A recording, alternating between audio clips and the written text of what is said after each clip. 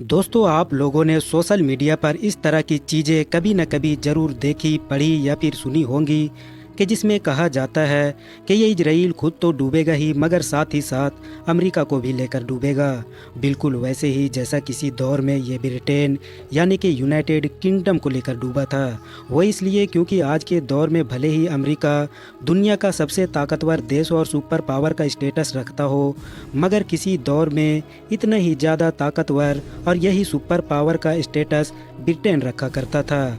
मगर फिर 1956 में एक ही दिन में कुछ ऐसा हुआ, कुछ ऐसी गलती हुई या फिर ये कहिए कि इजराइल का कुछ ऐसा कहा मान लिया ब्रिटेन ने कि जिसने सब कुछ बदल कर रख दिया। ब्रिटेन से सुपर पावर का स्टेटस तो छीना ही, साथ ही साथ वो डायरेक्ट आसमान से ज़मीन पर आ गिरा।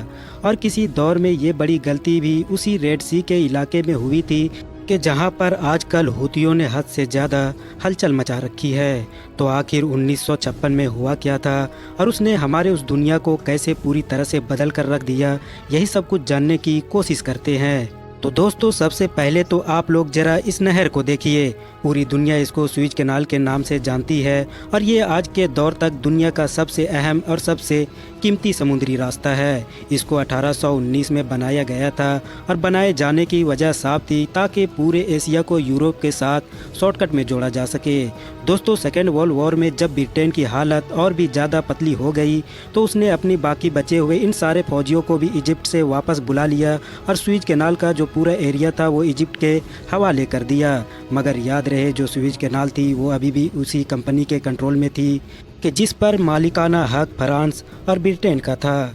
तो इसीलिए इजिप्ट को अभी भी सुएज कैनाल से कोई भी फ़ायदा नहीं मिलने वाला था।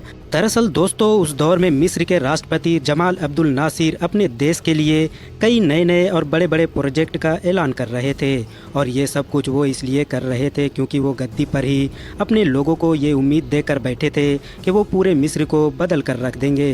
इन्हीं बहुत सारे प्रोजेक्ट में से उनका एक प्रोजेक्ट डैम से भी जुड़ा हुआ था, जो डैम दरअसल सुएज कैनाल के ऊपर बनाने वाले थे।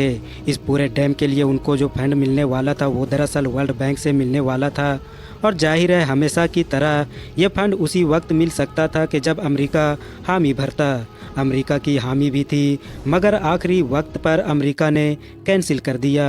ये खबर मिलते ही जमाल अब्दुल नासिर को बड़ा झटका लगा और वो सोच में पड़ गए कि आखिर इस फंड का जुगाड़ कैसे किया जाएगा।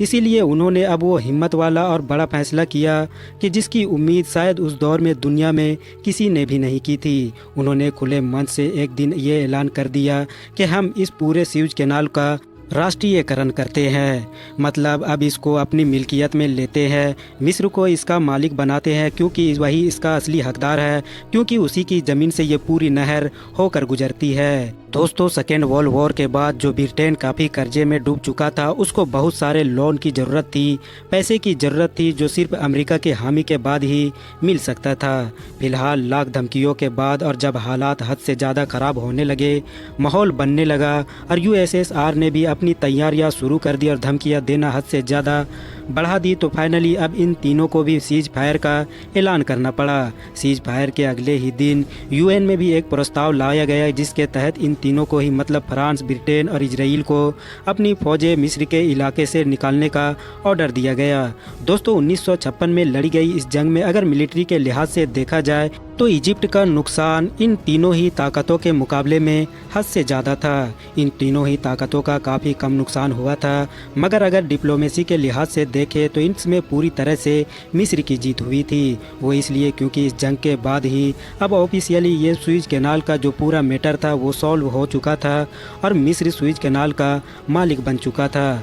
वैसे तो दोस्तों, इस जंग की वजह से बहुत कुछ बदला और दुनिया ने बहुत कुछ बदलते हुए भी देखा, मगर इन बेशुमार बदलावों में से जो दो सबसे बड़े बदलाव थे उनमें से पहला, जैसे मैंने आप लोगों को पहले ही बताया, सुएज कैनाल पर अब ऑफिशियली मिस्र का कंट्रोल होना हमेशा हमेशा के लिए, और जो दूसरी चीज़ थी वो था दरअसल ब्रिटेन के नाम के आगे से ऑफिशियली सुपर पावर का स्टेटस हट जाना। हाँ दोस्तों, यही वो साल था, यही वो इंसिडेंट था, या कहिए कि ब्रिटेन की ये वही गलती थी कि जिसने ऑफिशियली अब महाशक्ति का खिताब ब्रिटेन से हमेशा हमेशा के लिए छीन लिया और इसके बाद दुनिया की दो दूसरी बड़ी ताकतों के बीच ये सुपर पावर का स्टेटस हासिल करने के लिए ये जंग शुरू हो गई। ब्रिटेन से छिनने के बाद ये किसके पास जाएगा, इसकी जंग शुरू हुई थी अमेरिका और यूएसएसआर के बीच, जिसमें जाहिर है अमेरिका की ही जीत हुई थी। फिलहाल दोस्तों, आज की अपनी वीडियो को हम यहीं पर ख़त्म करते हैं। वीडियो पसंद आने पर न सिर्फ वीडियो को लाइक करें